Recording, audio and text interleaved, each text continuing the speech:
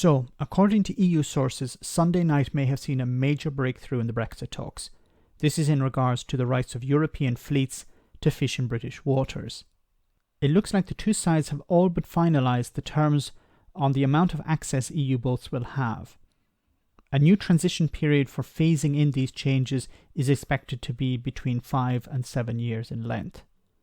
So finally, after all these years, the issue of fishing will finally be put to bed.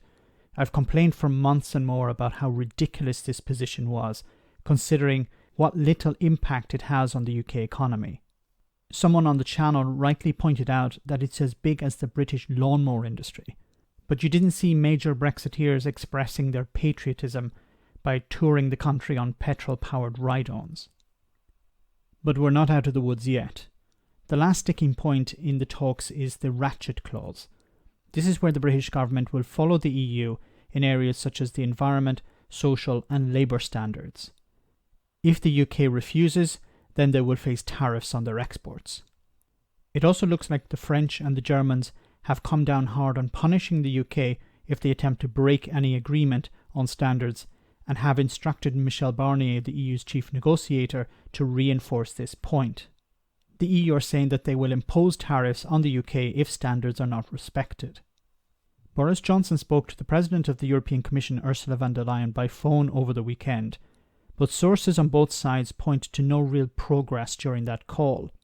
However, the Prime Minister was said to have explained that in order for him to get his deal through Parliament, the EU would have to move. This could be seen as a bluff or a statement of reality. Personally, I don't see Boris Johnson at this moment having a huge difficulty getting his deal through Parliament. The hardliners in the ERG have been very supportive of David Frost, the UK's chief negotiator, and a nod from him could be enough to keep sufficient hardline Brexiteers on side. I see Boris playing up to the EU the risk of not getting the deal through Parliament in order to extract concessions. Whether the EU see this as a bluff or not remains to be seen. The problem is that the EU is allowing the UK access to the single market in exchange for respect for the standards I mentioned before. Breaking that agreement, the EU would impose tariffs. However, the British government is afraid that if they allow the EU to unilaterally put tariffs on UK goods when there is divergence on standards, it will force successive British governments to follow the EU's lead in the future. Not all is hunky-dory in the EU either. Ireland and Germany want to have a deal signed as soon as possible, while France wants more time. They would prefer a deal signed in 2021.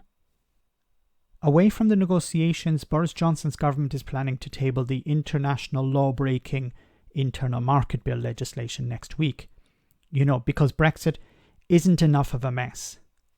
One person who's slightly upbeat about all of this is the Irish Foreign Minister.